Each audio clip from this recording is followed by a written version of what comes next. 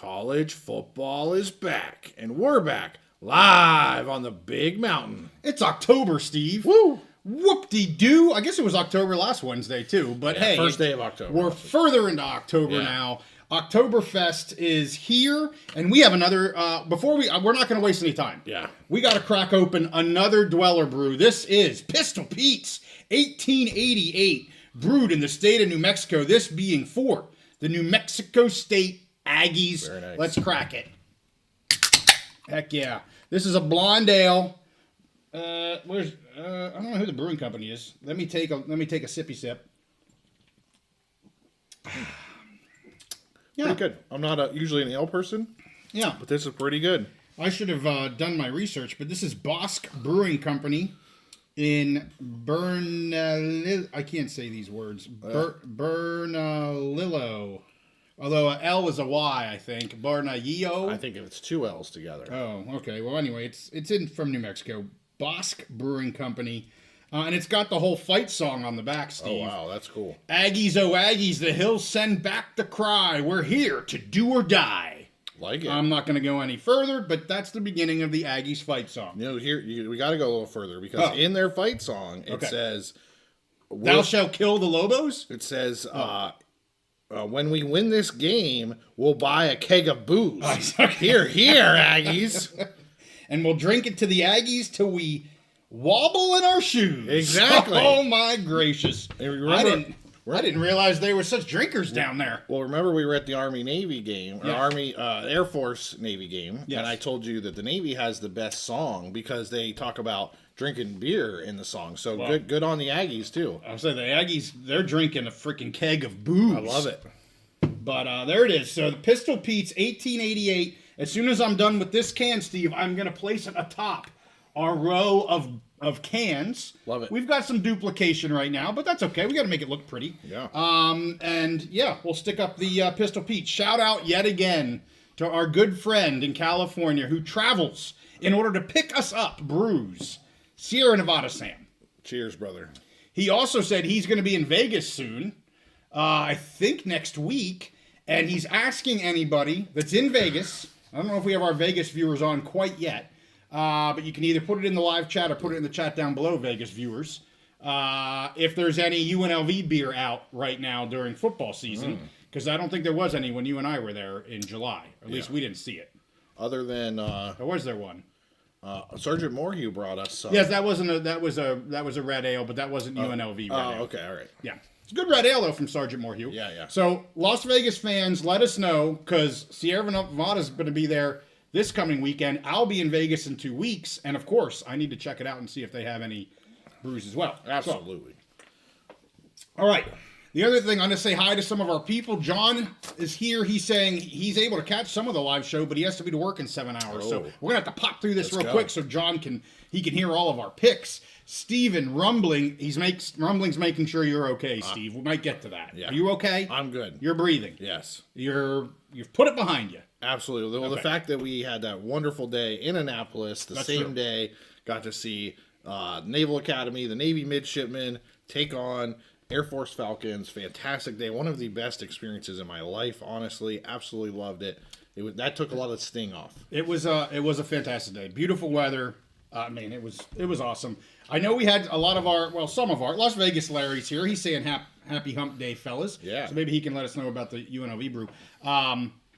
But yeah, beautiful day. You got to be in the Navy post-game press conference, have one-on-ones. Make sure you check those out. If you didn't already see the press conferences, the Air Force guys, of course, they lost. So they weren't really interested in talking. Navy one was. But you had a really good Navy one. So if you're interested, and even if you're not, I would at least go through the coaches in the beginning, but then you get one-on-ones with a few of the players, including Blake Horvath, who's a fantastic quarterback. Really good college quarterback. And so that's really, really cool. But anyway, we got Bill on here. We've got Surf City Bill on here. We've got Brad on here. Fia.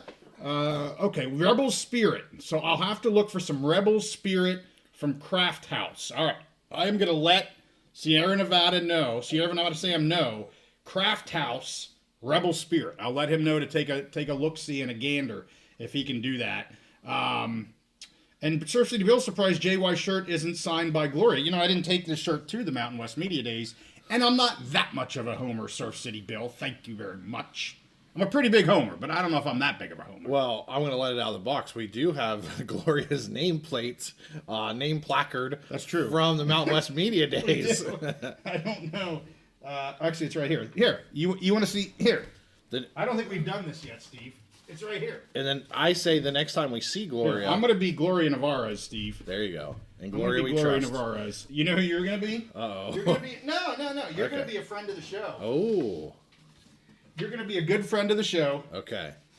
And this is going to make Surf City Bill happy. Oh, Jeremiah Dickey. You're going to be Jeremiah Dickey. Love it. You're going to be Jeremiah Dickey. So see, Surf City Bill, we got your back. We've got Gloria Navarez sitting beside Jeremiah Dickey on this live show. So peace and love. Bam, bam, bam. Here, I'm going to put this up there so y'all can see it a little bit better. I think the next time we see each of these individuals, we should have them sign it for us. We could do that. And to be clear, these weren't stolen. No, they left them These there. were left. Yeah. We were there the next day. They were sitting there, and we went, these are pretty cool. Yeah. They're going to throw them out. Yes. The Big Mountain's going to take them. Yeah. Okay, sure. Anyway, let's get to the stats. Because guess what? We didn't throw them out. No. They're sitting right here on my floor. Absolutely. I got John Weber for Colorado State right beside me here, too. Reuse, recycle, repurpose. That's right. That's a good beer. See, we're drinking beer. We're having fun already. All right, Steve, let's get to our stats, and then we're going to get to our picks. So we'll throw our stats up right now. You had a better week 6 than you had a week 5. Yep. You went 2-1 in your locks last week. Well done. I was 0-1 thanks to the Fresno State Bulldogs.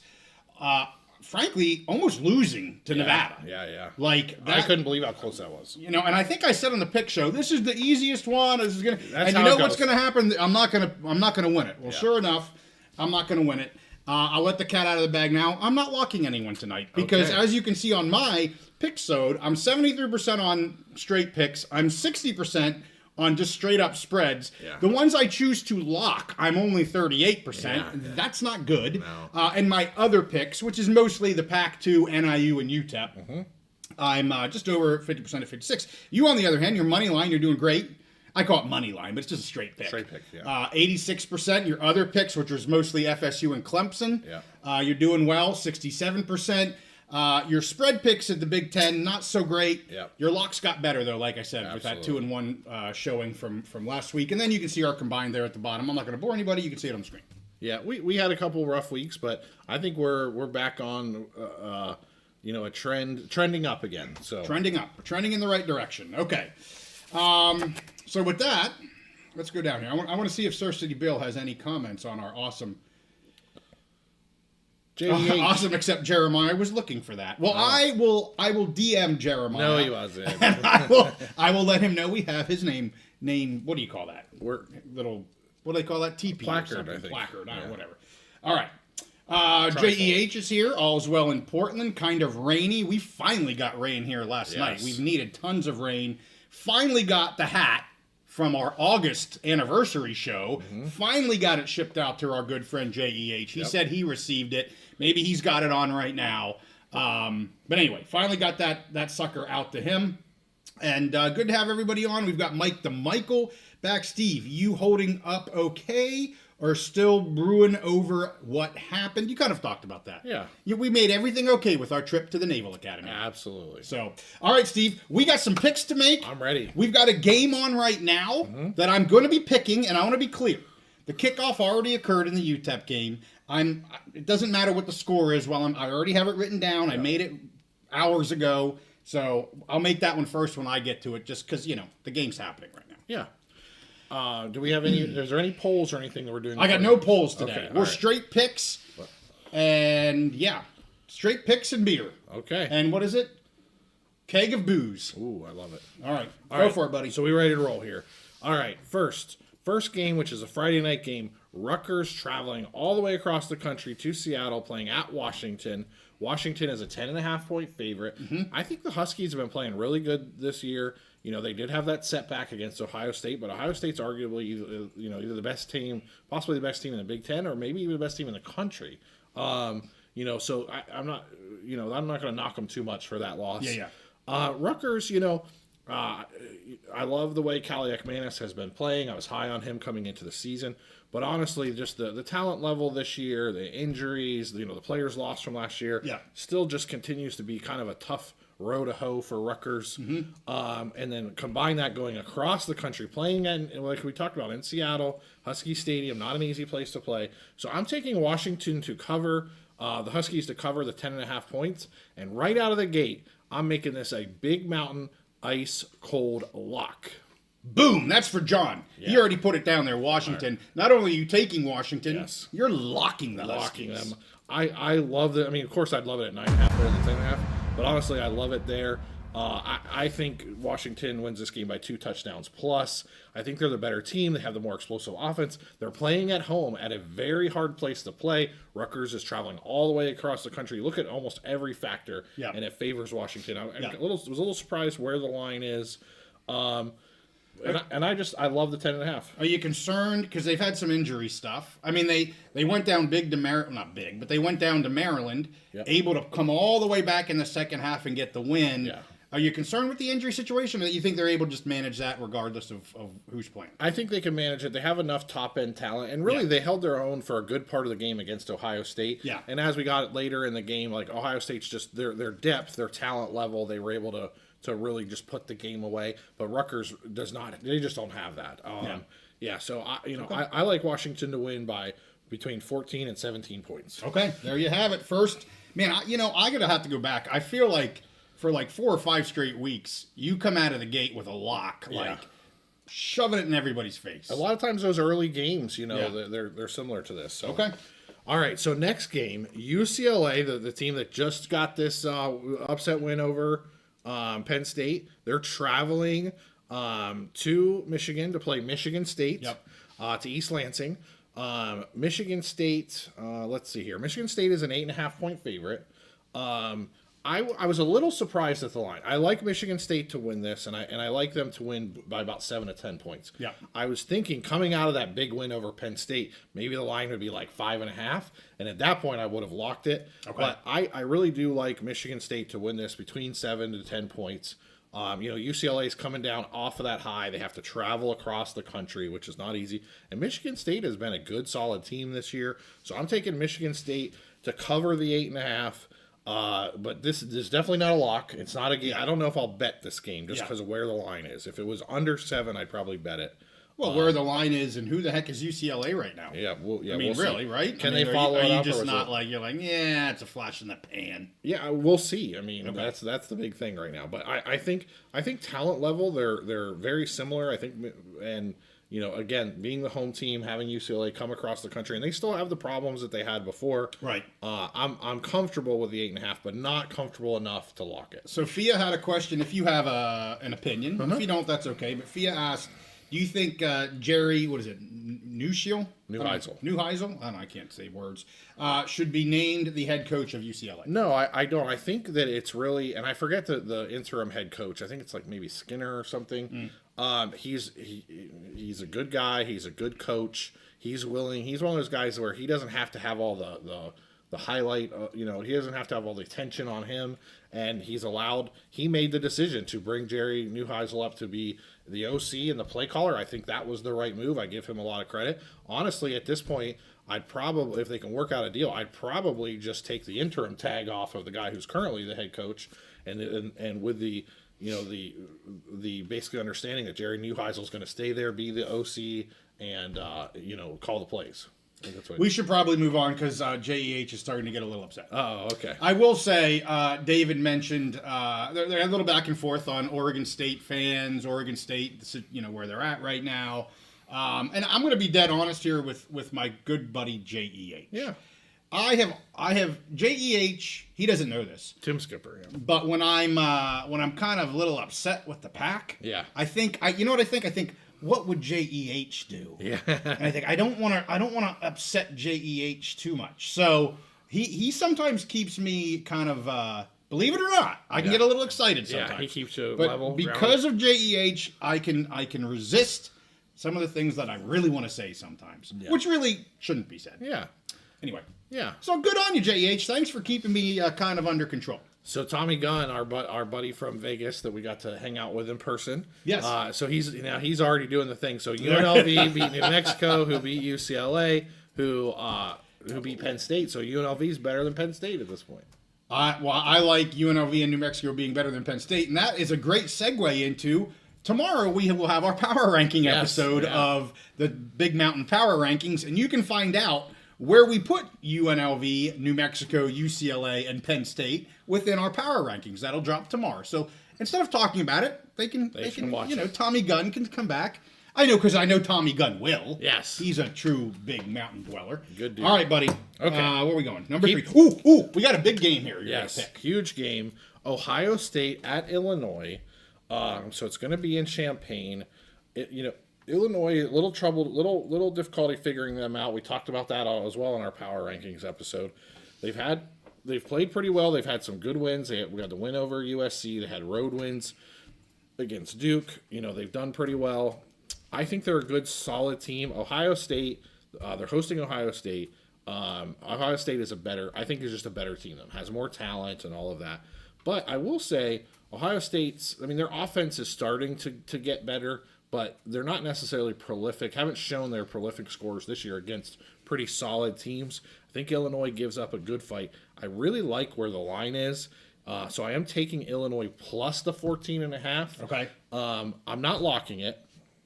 If it was like plus 21.5 or something, right, I probably would lock it. But right where it's at, I like it to take Illinois plus the points.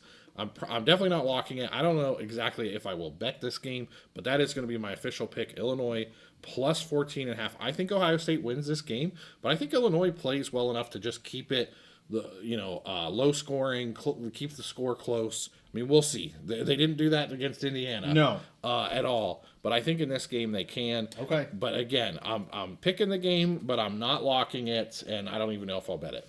I think the safe pick here is what you're picking. Getting 2 touchdowns against 2 good teams, to me, is the safer pick. Yeah. I'm not going to bet it either. Yeah. But if I were picking this game, I'm with you. Give me the 2 touchdowns in Illinois here, at Illinois. But you're also very hesitant because you know what happened, as you said, in the Indiana-Illinois game. Not a game I'm really interested in betting. And I'm following your picks along with John's picks because he really likes your Big 10 picks. And right now you've agreed on 2 and disagreed on 1. Okay. He would have taken Ohio State. Okay. But as you said, probably not even a game you're going to bet. Probably not. So Immaculate's in the house, and he says OSU by quite a few. I'm assuming he thinks they're going to cover that spread there. Yeah, we'll see. So, all right. Steve, where are we going next? What do we got? Well, he added on that Ohio State's offense is just starting to heat up, and I agree. They have gotten a little bit better as they've gone along. I like Illinois plus the points.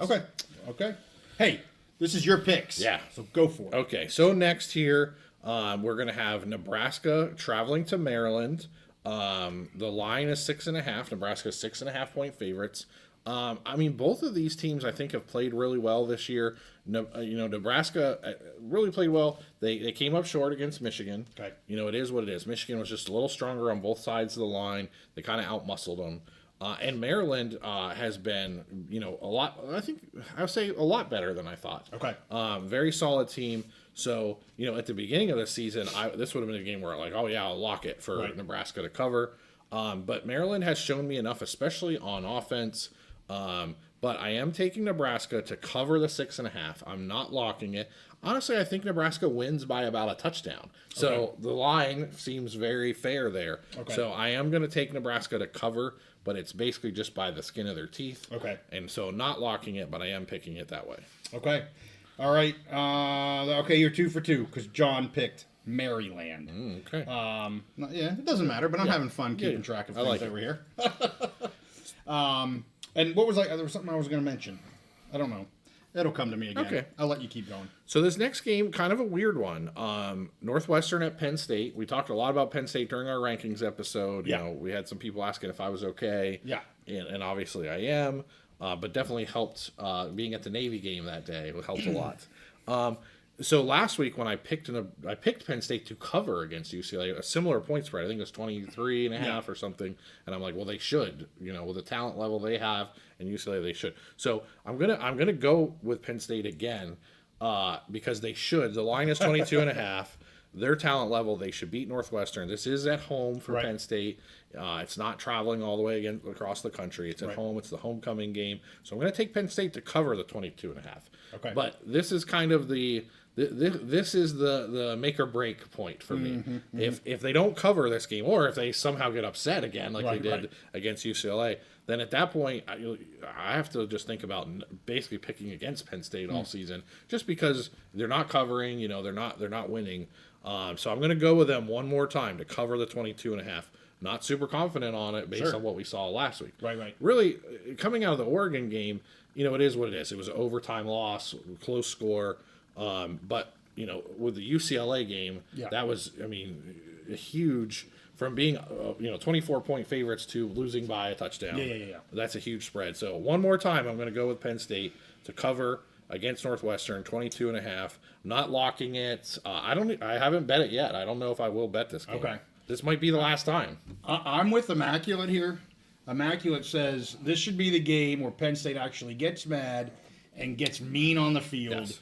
And then I'm going to add kicks the ever-loving crap out of a team. And this team would be Northwestern, because I'm with you. If they don't cover, and I don't mean cover by a half point, win by 23. Yeah. I mean wipe the floor with Northwestern. Sorry, Northwestern. This could be rough for you guys. I would be with you on this. Yeah. But I'm with Immaculate. I think Penn State comes out homecoming. They're like, screw this. This is not who we are. Hell, they barely lose games, let alone have a losing streak. Yes. I would love to know the last time Penn State had a losing streak. A two-game losing streak. 2020 or 2021. Really? Yeah. I would have thought it was longer than that. But anyway, I agree. I think they come out with just, all ticked off, fire coming out of their nostrils and ears, and smoke, and They should. Now, what I will say is Northwestern has actually been kind of scrappy against the spread this year. Oregon did not cover the spread. It was actually a similar number. Okay. So we'll see. But I agree. This is the game. They have to show something that they have some fire and cover, in my opinion. Yep. Okay. We'll see. Okay. So another big one you got next. Yeah. So this is the biggest. The biggest game. This is another Big 10 game of the year kind of thing. Yeah. This week. So Indiana traveling all the way to Eugene, Oregon, going to play the Ducks in Autzen Stadium. Oregon is a 7.5 point favorite. I was kind of surprised by that line. I thought Oregon would be a favorite, but I was thinking 3 to 5 points. Honestly, I see this game as mostly a coin flip. I think you give Oregon a little bit of edge being at home, playing in Autzen. But honestly, I think the game is either a coin flip or an Indiana win. Okay. So I'm going with Indiana plus the 7.5. I love that you can get over a touchdown right now. Right. So even if they have a result like Penn State where they win by a touchdown, in overtime, whatever, you're still covering. Yep. I love that 7.5. So I'm taking the Indiana plus 7.5. Okay. I would normally call this a coin flip game, but we like to go on the record with our pick, just straight up pick. So yes. I'm going to go with Indiana in this game. And I love them getting the 7.5. Not enough to lock it, but I really like it. And I probably will bet this game. Okay. All right. So there it is. We've got some Oregon love in the chat, but, I know you like that Indiana team. So I've been on this Indiana team and Kirk Cignetti since he 6 months before his first season. Right. I was going to say six months before he was born. Yeah, maybe. We wouldn't have been born at that time. All right, Steve. You are, let's see, you've got, 3 more Big 10 picks, I believe. Yeah. Okay, so the next game, Iowa at Wisconsin. This hopefully Immaculate's still here. I think he'll be interested in this game. Yes. I was surprised by the line. Iowa's only a 3.5 point favorite. I know it is on the road, and Wisconsin maybe has started to play a little bit better. Yeah. But honestly, I just think Iowa is better in every phase of the game than Wisconsin. I think they're just more confident. Iowa's probably not going to be a CFP team this year, but I think they're the normal Iowa team where they're going to beat all the teams they should. They're going to compete. They're going to have a respectable season. And Wisconsin's kind of the opposite of that again this year. Right.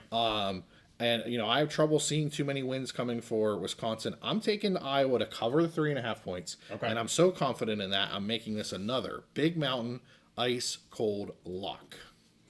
Well, this is one that when the line came out, I believe it was 3.5 on Sunday. Hasn't and I'm moved like, much. It hasn't moved. I'm shocked because I'm like, I'm going to take it at 3.5 because I could see this thing going up, and it's maintained 3.5. So, but this was an early one that I saw, and I was with you. I'm like, I got to take Iowa at -3.5 in this game. Yeah. And so I've been on that since Sunday, and really kind of surprised the line so far. We're sitting on Wednesday. We got a couple more days, but the line really hasn't moved. Yeah, and I think the original line had something to do with, and as Immaculate brings it up, there was uncertainty for Iowa if Gronowski was going to play or not. Yeah. It's trending. It looks like he probably is going to play. Okay. But honestly, with this Iowa team, I think they could beat them with any of their quarterbacks they've had over the last 10 years. Okay. Not stellar quarterback play. Yeah. I just think Iowa's a better team. I think they're more consistent. I think they're more dependable. And I love the line at 3.5. You may, if they officially announce Gronowski's going to play, that's when you might see it jump up to, Iowa needing to cover 5.5, 6.5. We'll see. And so a couple things real quick. Let me chime in. Immaculate agrees. He would take Iowa. Mm-hmm. Thinks the odds makers are going to get the odds wrong. Surf City Bill, and you can see our good old producer. I gave him a little heads up. There's a live game going on, and bam! There's the live score. While we're doing it, Liberty's up 13-0, and Surf City Bill adds a little color to this and says that UTEP has 32 total yards with just over 8 minutes to go in the second quarter.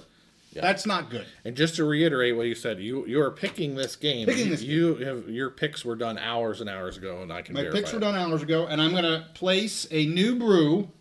Again, compliments of Sierra Nevada Sam, the Pistol Pete's 1888 from, who was it? Bosque Brewing Company in New Mexico.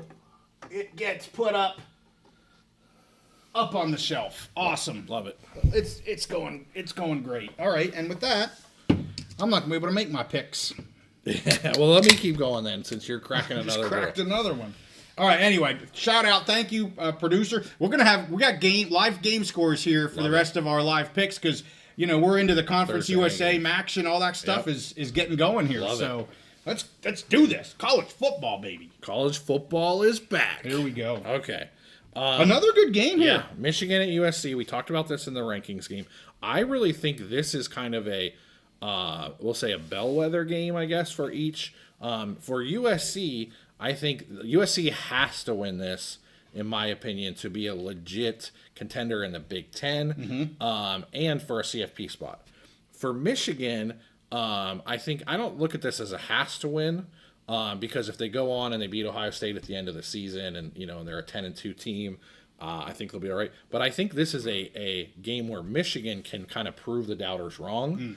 They were, everyone has been kind of down on them coming in the season, including us. Right. They weren't looked at as one of the top contenders. But right now they're playing well, and their only loss is a one-possession game to what looks like a really good Oklahoma team. Yeah. With their quarterback Mateer being a potential Heisman candidate.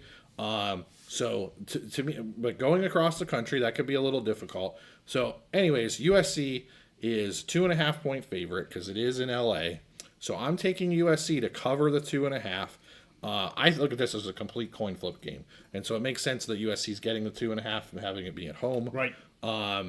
But I think it's a coin flip game, and I think it's really important to both teams to kind of establish who they are. If USC can get this win over Michigan, they establish themselves as a true contender in the Big 10 and CFP. And Michigan, I think it's just an opportunity to show, like, some people, they were wrong about them coming into the season. Yeah, going to be a good game and really a big game for both of these teams. Yeah, huge. Yeah, massive game. And we talked about some of the big games, was it 2 weeks ago?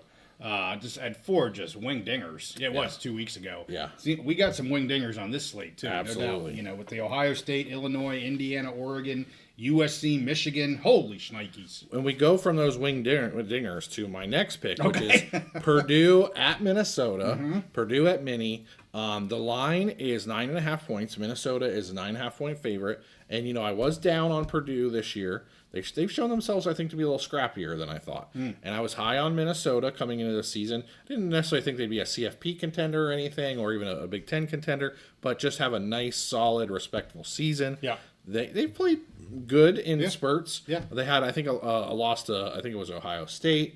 They lost at Cal. Which was a big upset in my mind, I think. I know a lot of people, a lot of our viewers picked Cal, but to me, the way they lost, it was like was it 36-0 or 36-3, something like that. So that that's a spot where you're like, oh, and you know what? And Minnesota they still want to play that ball control, run the clock, keep scoring low, like they're still in that mode. So this might surprise you, JY. Okay, I'm taking Purdue plus the 9.5. I think. Minnesota wins this game. Okay. But I think Purdue is just pesky enough, hangs around enough. They keep the score close. They keep it low scoring. So I love them getting 9.5 points. Not quite enough to lock it. Okay. But I really like them getting 9.5, and that's my pick. I'm not surprised. I think Purdue has been better than expected. I think Odom's doing a nice job there in year one with Purdue. So no, I'm actually not totally surprised that you're taking the points with Purdue here. And we're a little bit split on the chat here with this, but John likes Purdue so much, he actually thinks they might win the game straight up, and he even said, lock it, and it sounds like you were somewhat close to a possible lock. Very close to a possible. Very close to locking it. Well, you and John agreed on 6 out of 9. Okay. And I feel like you guys, I think it's usually about a 2/3 agreement. Yeah, and we both have a pretty good feeling on the Big 10. Pretty good feel on the Big 10. So 6 out of 9 you guys agree on. And I guess you have 2 more of your, stepchildren picks. Yes. So Pitt is going to be going to FSU. Florida, game's going to be in Tallahassee. Florida State is a 10.5 point favorite. Pitt has been weird this year. They've looked really, really bad, and then recently they had a nice win. Yes, they did. A big win. Yeah, a big one. FSU, I think, has been mostly pretty consistent. They got out of the gate with that win over Alabama. Right. They did drop one in Charlottesville to Virginia, and a lot of FSU experts, people we had on the show, were worried about that game. Yes. It's just a place that they've had nightmares over the years. For me, I said, what does it matter what happened there 20 years ago? Well, apparently those ghosts are still haunting people. So they only one loss so far. I still think they're a pretty solid, consistent team. I don't know if they're going to be a CFP contender. Miami looks so they strong. Have 2 losses. Oh, they have 2 losses now. Yeah. Yes. Yeah, I don't blame them for the Miami loss. Right. Yeah. But yeah, the Virginia loss not great. But I could see them finishing the season either 9-3, maybe 10-2. I think they're just the better team. I don't expect Pitt to flash again like this. So I am taking Florida State to cover the 10.5 points. Okay. I think Florida State wins by like 14 to 17 points. Okay. All right. New to this says FSU better win big. And yeah, I mean, to me, I like the line other than what Pitt just did a week ago. I'm not a big Pitt fan. Like I don't. But I'm actually in agreement with new to this. I think FSU, I don't know about win big, but they should cover the spread. Yeah, I think so. I think they should cover the spread. I think they will cover the spread. I think they're that point in this season. They're probably not going to win the ACC. They're probably not going to go to CFP. Miami looks like the clear favorite, the clear best team in the ACC. Maybe they get in as a second team. But for me, for Florida State, it's more about changing the narrative. That 2-10 last season, if they can turn that into a 10-2 or 9-3, it doesn't matter if they win the games by 1 point. Right. But I do think they will cover this game. John Hawks, good to have you, buddy. Yeah, buddy. Have a good night. Thank you for joining us again. Always good to see your picks as well. And, get some sleep because he's got to be up now in about 6.5 hours. Yes. So, all right, you got one more, Steve-O. One more pick, and there's something I got to get in when I make this pick. Okay? Oh, my. Clemson what? Clemson is traveling to Boston College. They're 14.5 point favorites. Unfortunately, Bill O'Brien and his magnificent butt chin, they're just not having a great season. It's not as magnificent this year. No, they have. I mean, they just don't have a lot of talent on this team. That was a hard job to take. It's good for him with his family. He's from that area and all that kind of stuff. But it's a difficult job in this NIL era. Yeah. They had some good moments last year. But again, those talent issues are just showing up. They just don't have the talent. Yeah. Clemson has had some problems this year. especially running the ball, and they haven't gotten as good quarterback play as they got last year. Yep. Their defense has also been horrible. They brought in, that the coach from Penn State, Tom Allen, and they're like, oh, we got a coup, we got one of the best, and the defense has just been bad, but poorly coached. To me, they have the talent on the team. They're just not using it the right way. Okay. Both offense and defense. Okay. But just like the butt chin, there's a prominent butt in this. They've started to kind of get it going. I think there's enough of a talent disadvantage. I think they maybe know what they need to do, at least to score points, and they were so inept early in the season. Right. I'm taking Clemson to cover the 14.5. I just think they're significantly better than Boston College. Yep. I feel like they're finally kind of getting on a little bit of roll, getting momentum going. Yep. I just talent-wise, they're 20, 25 points probably better than Clemson. Than Boston College. So I think they'll cover the 14.5 points. Yeah, I hear you. They should. They should. Again, that's part of the fun of picking games. Yes. Should versus will versus did. All right, Steve. Well done. I'm going to take down our placards because I'm not Gloria Navarez and you're not Jeremiah. Yeah. And people coming on late have no freaking clue why we have is. these up right now. We were having fun earlier on. But, all right, we're going to shift gears and go to the Mountain West. Before we do, you can say as little or as much as you want. There was a couple comments earlier about Rich Franklin with Penn State. James Franklin. What did I say? Rich Franklin. See, I'm a UFC guy. Rich Yeah, Franklin. yeah. Yes, James Franklin with Penn State. Losing these 2 games. Still not able to win the big game. Yeah. As I know you've debunked that somewhat in the past.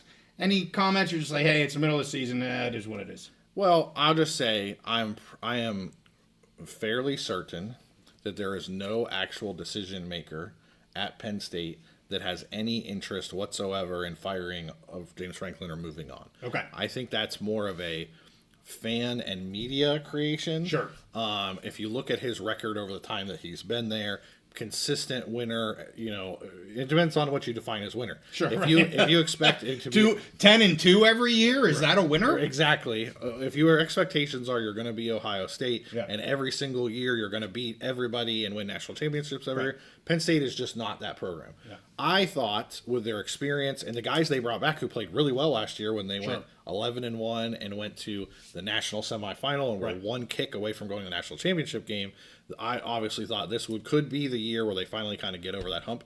But programs like Ohio State and Oregon still just have more talent. It is what it is. Yeah. But I think, again, the administration at Penn State, I just don't think they have any appetite. They're not going to fire a coach who's 9-3, 10-2 every year. It's just not going to happen. And his buyout happens to be like $55 million. I don't think that's reality. I think it's fan fiction, some media driven stuff. Sure. I think it would take 2 or 3 losing seasons for them to want to fire James Franklin for results on the field. Okay. And I want to give a shout out to, I believe it was Axolotl. Axolotl was, I'm sure they're still on there, made a couple comments, and commented that New Mexico apparently has some good beer. I have not been to New Mexico too much, other than the northern part, the northern portion. I went from part to portion to portion. Yeah. I have relatives that live up in Farmington, about, I think it's an hour-ish away from, maybe it's 2 hours from Albuquerque. But I drink in many a brew from Colorado, not very many from New Mexico. But again, Axolotl says they got pretty good beer there. So, all right, let's get to my picks. As we said, Liberty. I'm going to start with the Liberty. I just did this because the game's on right now. Yeah. But I could have waited because it's almost in halftime at this point, I guess. Yeah. But Liberty at UTEP, as everyone knows, I'm picking UTEP, NIU, and NIU this year because they're going to be joining the Mountain West. I'm starting to follow them. And I will say, as of today, UTEP has let me down a little bit from where I thought they were going to be. That loss a few weeks ago, I still am scratching my head at how they lost. And, they didn't do great against La Tech, but La Tech's a pretty damn good team. Yeah. I think, honestly, they're probably the best team in Conference USA this year. So we got Liberty and UTEP. As you can see the score right now, 13-0 as we're heading towards the half. And I am picking Liberty -1.5. Basically a coin flip game at 1.5.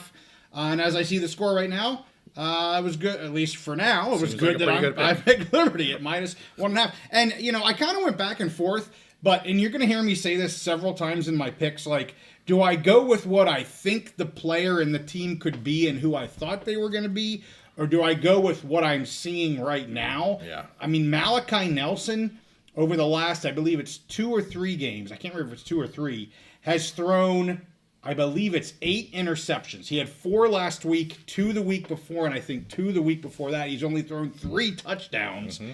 And I'm like, ooh, I want to like this kid, and I want him to do well. Well, am I making a pick and betting on what I want to happen, or am I making the betting pick on what is happening? And yeah, they gotta show up before I start changing how I'm going to bet. So, while UTEP's they're disappointing me a little bit right now in terms of play on the field. Malachi Nelson, struggling the past couple weeks. Coach came out and said he's going to start this game. I feel like they want him to be that guy, and they're putting up a goose egg right now through half of the game. So, I don't know. It's going to be interesting to see what they do with the quarterback situation. I think you made a good pick because you went off of what's happening right now, not future potential. For me, and I've been consistent with this since the beginning of the season. I'm pretty familiar with Malachi Nelson, his journey, his recruiting journey, and his journey through college. And I said at the very beginning, this season should not be about wins. He needs to be developed. He has massive, amazing talent. Got like almost no playing time, no development at USC, and really the whole time he's been in college. Right. He has a high ceiling, but he needs to be developed. For me, I'm hopeful that they keep him. They keep playing him. You can learn from mistakes. He's basically like a rookie quarterback in the NFL. Yes. You can learn from your mistakes. Peyton Manning went 3-13 his first season. I think had more interceptions than touchdowns, and end up being the top 2-3 greatest quarterbacks of all time. Yeah. And I'm not saying that Malachi Nelson is Peyton Manning, but I think he's. But they need that time. They need that time. So for me, UTEP for me, and I said it should not be about wins and losses this year. It's about developing players, hopefully bringing in some more talent for getting ready for next year when they go into the Mountain West. So I think you made a good pick. I think you're spot on with this season. And sometimes it's okay for a young quarterback. Yeah. Bench him for a game or two. Sure, let him watch, and then maybe bring him back in at the end of the season. I would be fine with that. Yeah.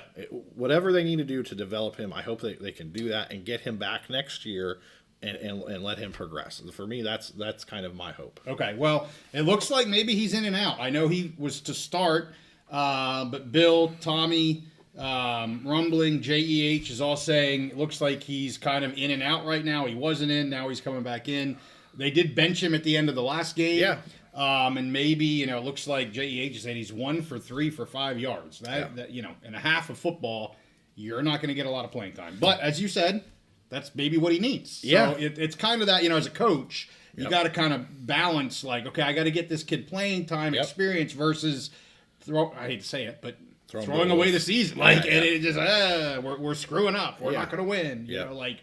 But anyway, it's a delicate balance when you have a team that's young and needs that growth and development. Okay, so let's get to the Mountain West. Friday night game is Fresno State at Colorado State. Of course, I just came out yesterday. Oh no, it was early today.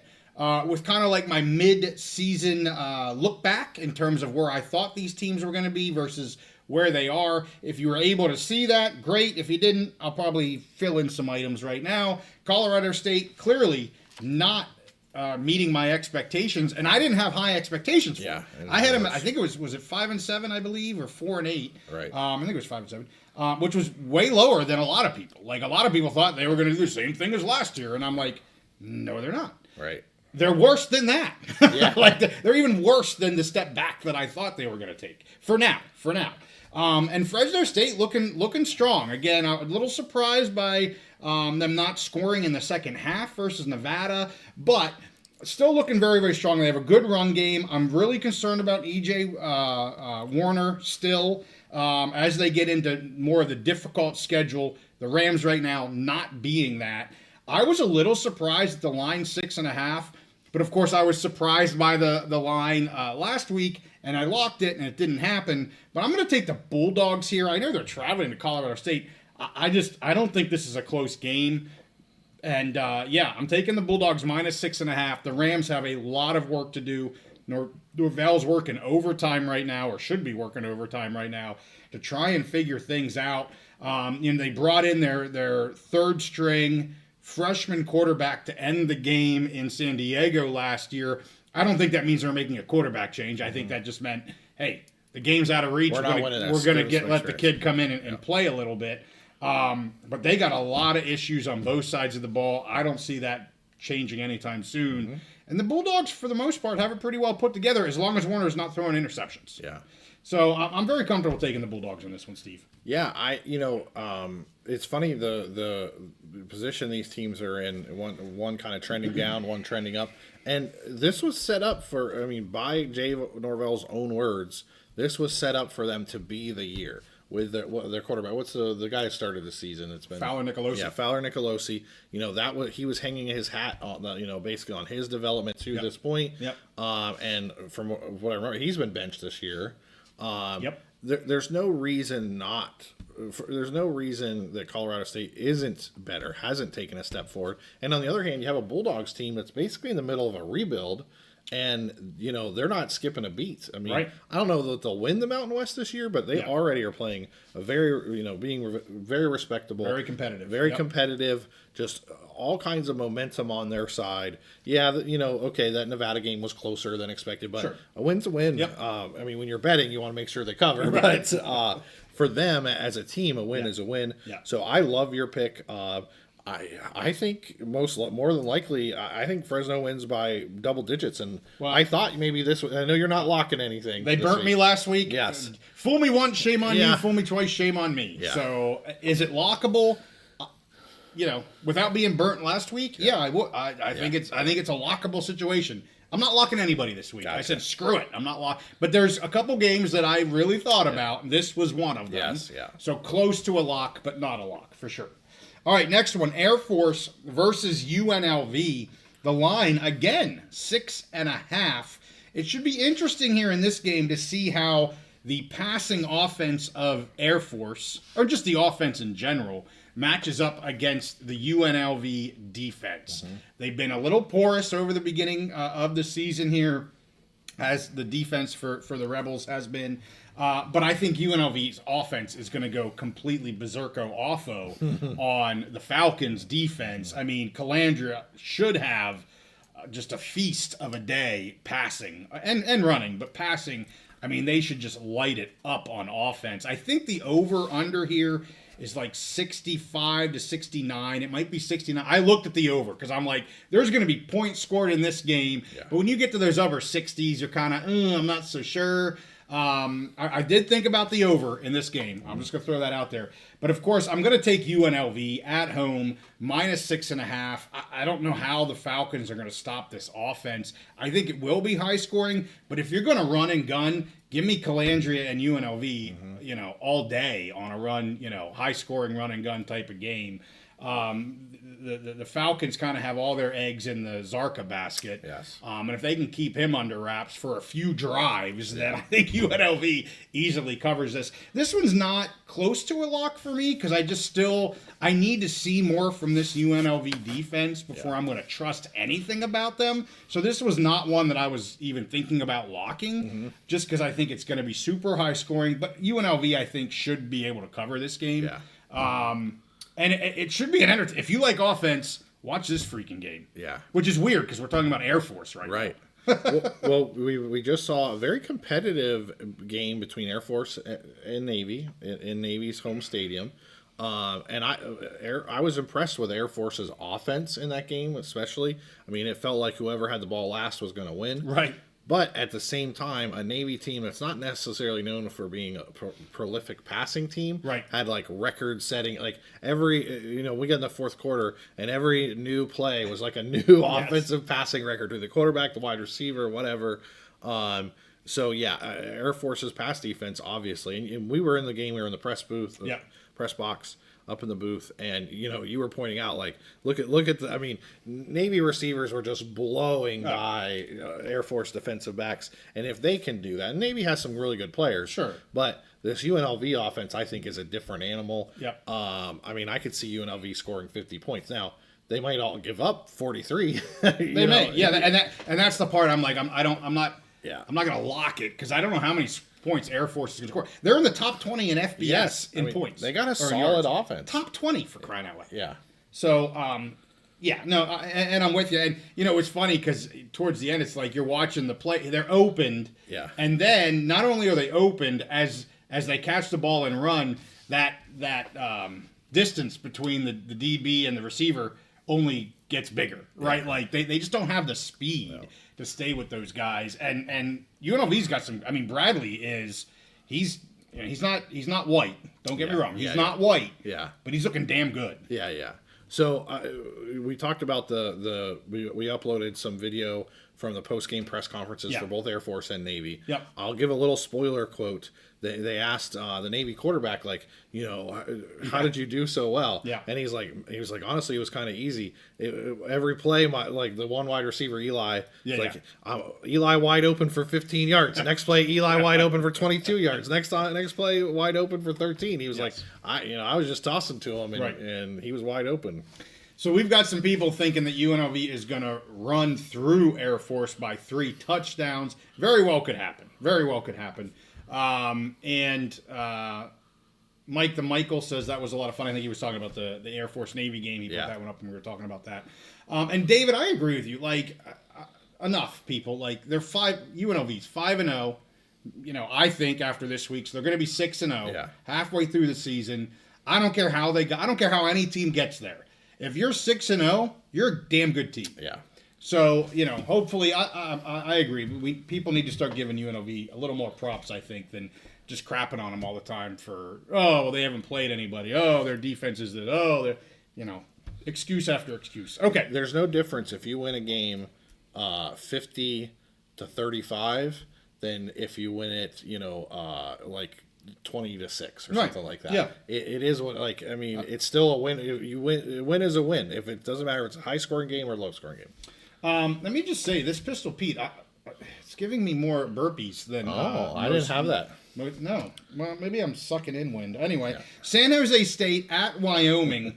A little surprised by this line, 1.5. If anybody follows me on Twitter, I have been pounding the Walker Eget drum about as hard as I can. Some people get tired of me because I post about Tarleton State. Yeah. I'm anxious for people to start saying, stop posting about Walker Eget.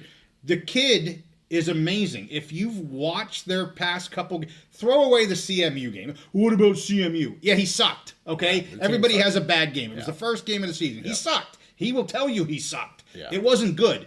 If you watch the last 2 or 3 weeks of this offense and Walker Eget, the dude is on fire right now. He's got his crap together. Yep. Stutzman is a great OC. This offense is rocking and rolling. And I'm shocked at the line of 1.5. I love my pokes. But what are we doing, Vegas? I'm taking San Jose State minus 1.5 in Laramie. This was a game. This is the closest game I was to locking. Yeah. I didn't lock it because I do think Wyoming is still underrated by people. Now, not Vegas, because they have the line at 1.5. And all it will take is for Anderson and that offense to click throughout the whole game, because they have a good defense. I mean, I'm telling people, the Wyoming defense is for real. They can stop teams. But at 1.5, I mean, this is basically a coin flip game. San Jose State versus Wyoming. San Jose State, the team that I said is going to be in the Mountain West Championship game.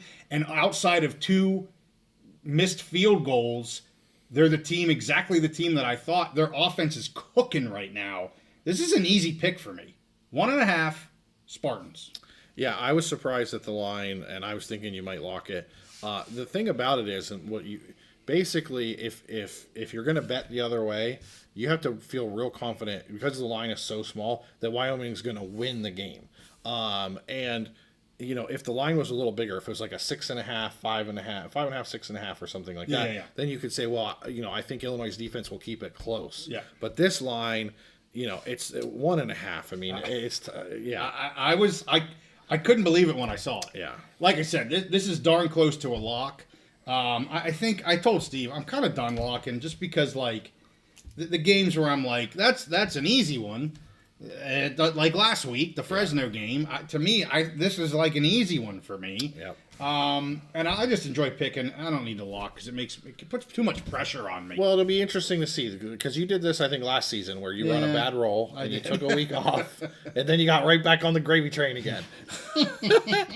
But it'll be interesting. Can I make this a mulligan lock? If it hits, then I get it, and if it doesn't hit, I told you not to lock it. Well, that's what we need to track. We need to track if the games you were close on locking, if you would have won them. Then I think that says just get back up on the horse. Just keep doing it. Don't be a big wuss. Yeah, exactly. I could have used other words. I was being nice. Yeah. Just Justin in the house. Let's talk about this. Wyoming really needs to come to terms with the slow start. This could be a really good team if they can get over the first half slumps. I love the effort of the defense, but the offense needs to show up. They have weapons. Again, I mean, every time Just Justin posts, I'm like, I totally agree with what he's saying. And I again, totally agree. The first half slump, killing the team. And they all know it.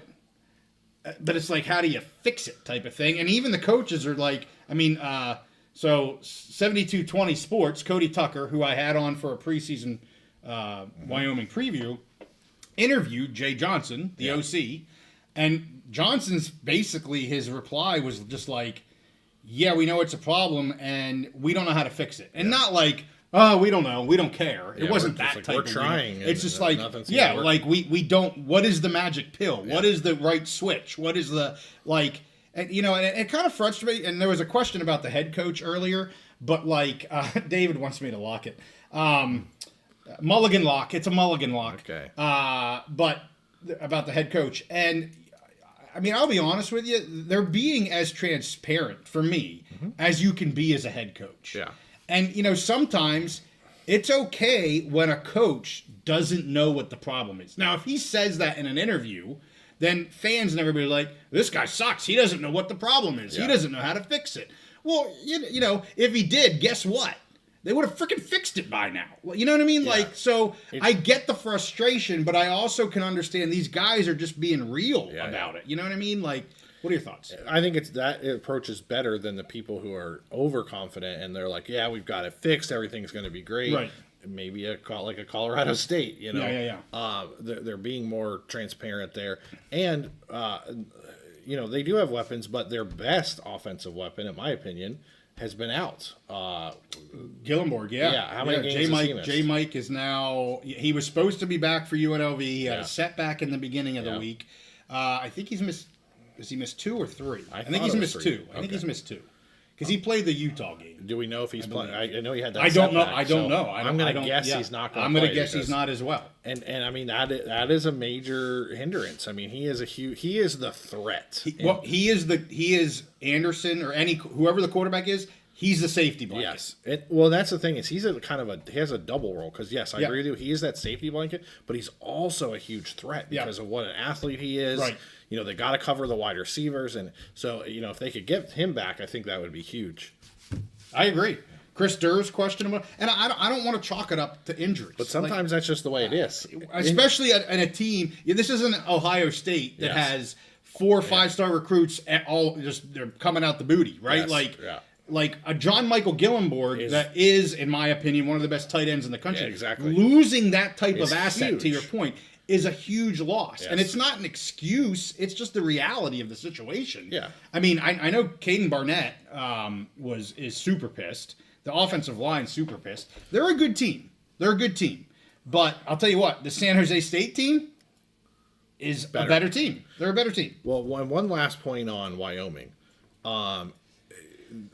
It's really important to point out their defense has been really good, has been solid. I think much improved from last year. Yes. So there isn't, if the whole team was just sucking, I would say this guy's probably in over his head. Even though I like him, we met him at media days, and I like him, but they've shown they figured out what was wrong with the defense. They fixed it. It's playing great. They are playing really good. Yeah, it's just the offense. The offense is what it is, and maybe and you know if they don't get certain players back, their offense just might not be very good this year. And that happens sometimes. I look at it. I had them at 3-2. They're 2-3 right now. Yeah. The sky's not falling yet. Right. For crying out loud. Yep. The sky's not falling. I mean, at this point last year, we're 0-4. Exactly. You know what I mean? Like, Yes. we were in the crap. And to your point, somebody asked me this on X, and we're going off on Wyoming. I got to get back to the picks. Yeah. But somebody asked me on this on X, like, what are your thoughts on the season so far? And I said, overall, the defense is better than my expectations. Yes. The defense is playing better.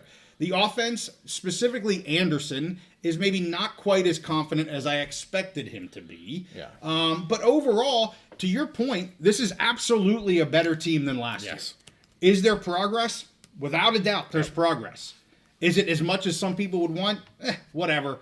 Complete progress. So that's my answer. I still think if they can get bowl eligible this year, I think that's a big win over where they were last year. Agree. So, all right, New Mexico at Boise State, the line 16.5.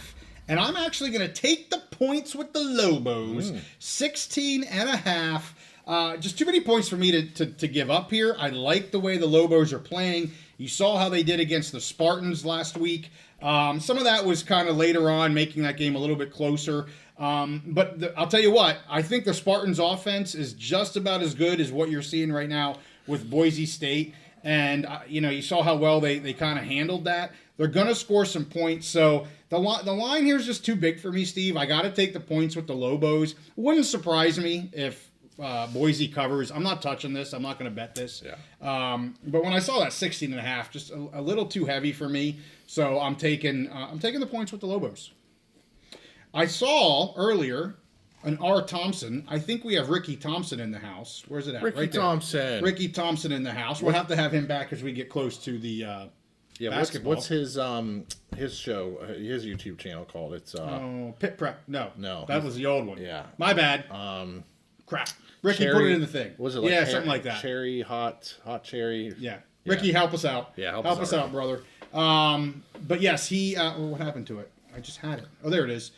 He saw Eget in person last week and was very impressed. It was impressive. So yes, it looks impressive on TV. I'm not able to see it in person, but I appreciate that, Ricky. Thank you. But yeah, that's where we're at. Taking the points with New Mexico. Next one, San Diego State versus Nevada. Nevada here getting 7.5 points at home. They are the dog. And San Diego State still trying to figure this team out a little bit, Steve. Haven't quite figured them out. But I am going to take them giving 7.5 points to beat Nevada here. I'm very worried about the quarterback situation for Nevada. The interceptions are just unacceptable at this point. Mm-hmm.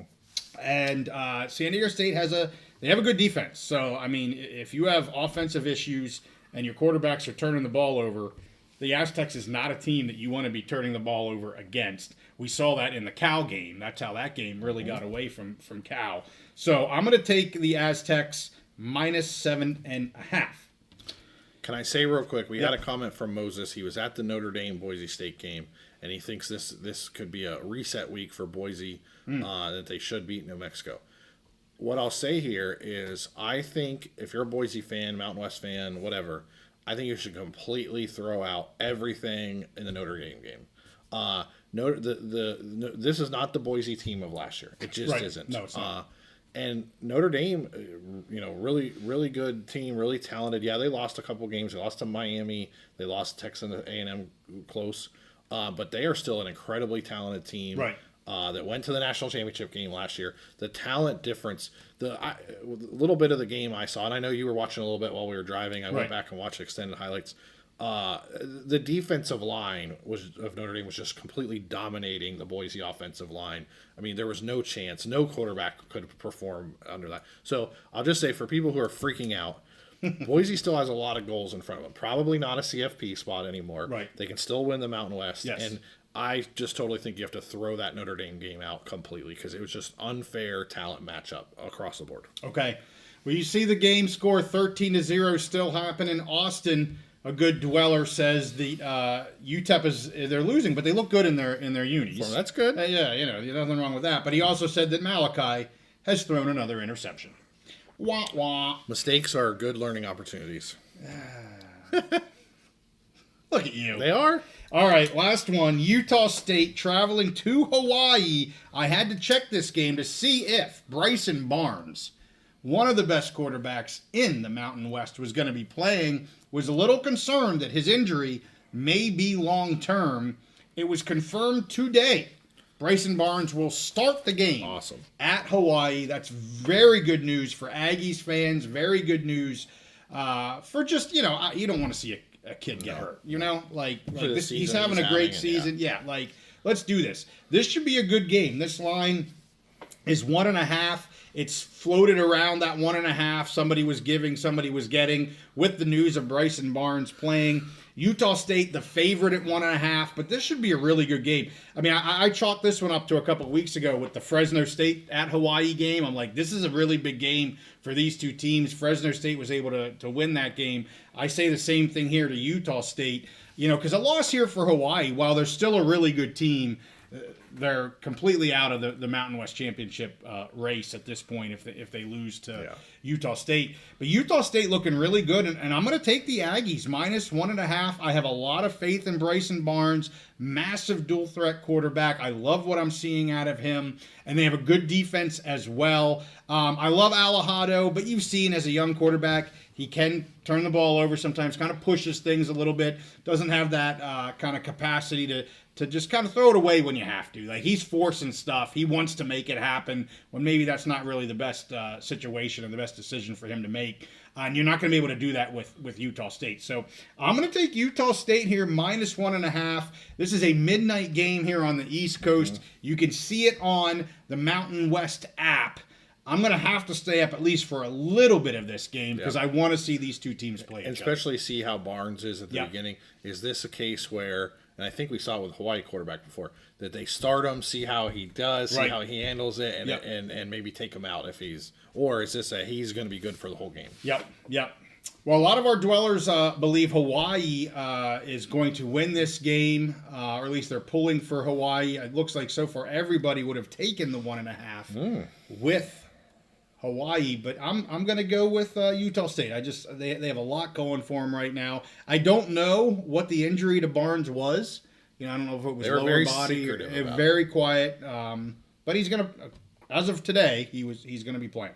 All right, let's blow through these last couple. I got Washington State at Ole Miss. Wubba. One of the best teams in the nation. The line 33.5, and you know what my fallback is on the big lines. Just take the damn points. Just take the damn points. So I'm going to take the 33.5 with Washington State because that's a lot of points.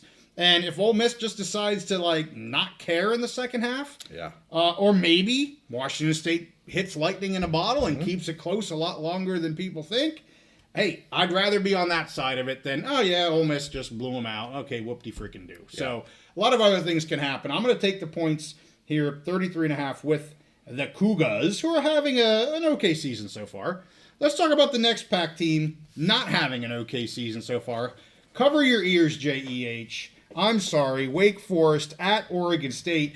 I said long ago that I could see Oregon State starting 0-5. Unfortunately now, for any Beaver fan, they're 0-6. I think they're going to go to 0-7 because I'm taking Wake Forest at -2.5 to cover, to beat the Beavs, and to make the Beavs 0-7 to start the season. I don't wish it or want it to happen, but again, it goes back to what I said kind of early on.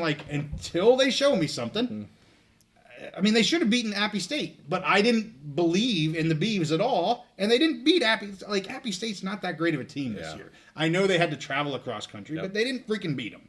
Wake Forest is a better team than Appy State is. They just are. And so, I'm sorry. I think Oregon State starts 0-7. Yeah, I mean, we've talked about, obviously they're just having a bad year. The fans are ready to get rid of the coach. The fans are the AD pissed. and everybody. Yeah. But we talked about where are they going to find opportunities to get a win. I don't blame you on the pick because, I mean, everything we've shown, everything we've seen, Wake probably, could easily cover this. However, I'm going to say I think this is one of the better opportunities for the Beavs to get a win this year. Wake, they're probably better, on paper right now than the Beavs and better than what the Beavs have shown. However, they're not a great team. I understand. They're not a very good team and traveling all across country. So I'm not going against your pick. Sure. I'm just saying I still think that this is one of the Beavs' best opportunities to get a win, and so maybe they fired a coach, I think, the offensive special teams coach. Okay, maybe this is just the point that you kind of light a fire under them and get them, because if they don't get a win here, it gets really difficult to see where they get a win this year. Yep, for sure. As new to this says, harder for teams to travel west than to travel east. That's true. I think some of that maybe is just because West teams are used to traveling. I don't agree with that. We saw in the first couple years here of the Big 10 play that it's been really difficult a lot of times for West Coast teams traveling east. I think it's just hard either way. I don't think there's a I hear what you're saying about they're used to traveling bigger distances. Right. I think it's more about time zones. Yeah. Because it changes their body clock and all that. Yeah. So I think going either way, it just adds some difficulty. Well, for my body clock, I'd much rather have to stay up late and get adrenaline flowing and play a late game than have to get my ass up and play a game at 9 a.m. like UNLV had to do against Miami of Ohio a couple weeks ago. Yeah, I get that, especially the mental. That's just me, though. The mental perspective on that. Well, it's my physical. Because you're not a morning person or whatever. No, but there is also like energy levels and that kind of thing. Like, as your body clock is like really late in the day, you may not have that endurance. You may start to kind of a little bit earlier, kind of like your energy level falls down. True. I think it's a major disruption. Yeah. And that's why, Hawaii has dealt with that all these years, the massive travel and teams that go to Hawaii. Yes. It's just a major disruption to your body going all the way across the country, changing 3 time zones. I think either way. All right, last one. NIU is going to Eastern Michigan. Another coin flip. This is what? The 4th game that I'm picking that has a line of 1.5, Steve. Coin flip. Holy shnikes. NIU's offense, the quarterback, there's just no passing game here. I think Eastern Michigan's going to be able to score some points. Probably a low-scoring game, but I'm going to take 1.5. Take the points, 1.5, with Eastern Michigan here. I don't like the game. I'm not going to bet the game. I'm just picking NIU because I promised I'd pick NIU. Yeah. Then they have a good defense. I mean, you saw that against San Diego State. Mm-hmm. Probably going to be low-scoring. I just think Eastern Michigan, call it a 6-3 game again or whatever, 10-7 or whatever it's going to be, 10-9. I'm going to take Eastern Michigan getting that 1.5. I get the coin flip game. I want to think NIU's the better team. They just haven't proven that they can score points. So I got to go against them with Eastern Michigan. Sorry for all of our Husky fans. I mean, I could totally see this as a 6-3 game either way. And I'm saying the same thing about NIU as UTEP. Okay. How are they setting them? The wins and losses this year to me are not super important. How are they setting themselves up for next year? Sure. Okay. Well, Steve-O, we had a lot of picks, 21 picks. I feel like we haven't had that many in quite a while, maybe since week 1 for crying out loud. But, we got through them, had a lot of fun, had some good old chatter in with the dwellers in the cellar, as we call it. And anything you want to mention? Still 13-0. We must be at halftime. I can't see what that says, but we might, or maybe just beginning the third quarter. I want to say, so I see Sergeant Moorhue. We saw Moses. A lot of our good members. Yes. And I just want to let everybody know we'll be doing more in our Discord channel this weekend. I'll be at the Penn State game. I don't think you have anywhere this weekend. You're not visiting any teams or anything. Not this weekend. Yeah, but both. I will be in. I'll be in Tarleton State in 2 weeks. There you go. So week and a half, I should say. For our members, make sure you jump in the in the Discord this weekend. I love the conversation that gets going, and we talk about everything there. Like our first intention was just Big 10 and Mounatin West. Man, we're talking about Notre Dame games. We're talking about all kinds of stuff, the service academies, and all kinds of stuff. It's a lot of fun. And for those of you who are not members, I would, whatever level you have to join at to get into that Discord chat, I would highly suggest doing it. It's a lot of fun. We have a lot of knowledgeable dwellers. Like, we're talking about the North Dakota State. We're talking about the Montana schools. Yep. Like I said, we're talking about Notre Dame. Yep. All kinds of games. A lot of good chatter in there. It's a lot of fun. So jump in the Discord with us. I want to see. So, more of our members. I mean, Sergeant Moorhue, I think he attends all the UNLV home games. Yeah, we got some picks from some picks from him. Yeah. And Moses is always great in there, too. Yeah. Thank you, Moses. I honestly did not realize that the NIU switched quarterbacks here this last week, so we'll see what happens going into this week. Maybe give a little bit of a spark to them. Tyler, I don't have any update regarding FCS to the Mountain West.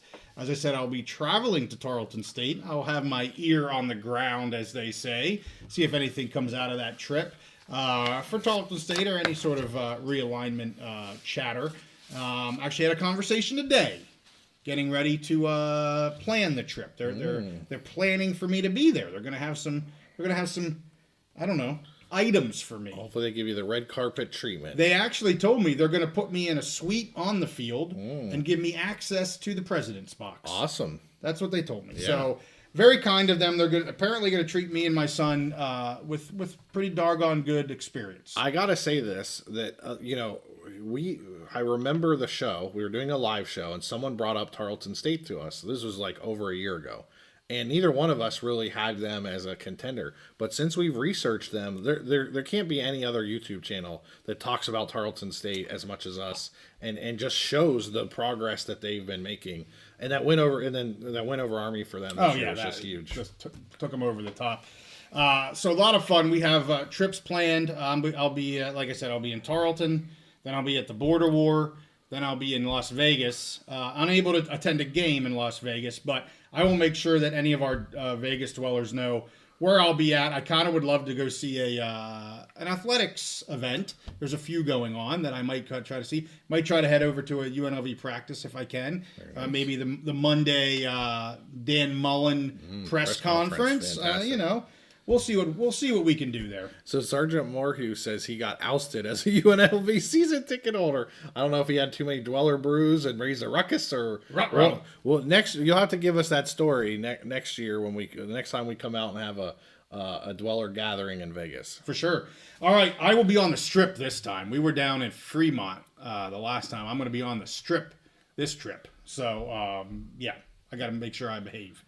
So, all right, with that, hey, thank you guys so much. We always have fun with our live shows. We'll be back again next week doing more picks. Hopefully having a good week 7 with our picks. Good luck on your 2 locks. I like them both. I already got money on one of them. I'm going to go put money on the other one. So, hey, smash that like button on the way out. Thanks for all the chatter in the chat, and we'll see you next time on The Big Mountain.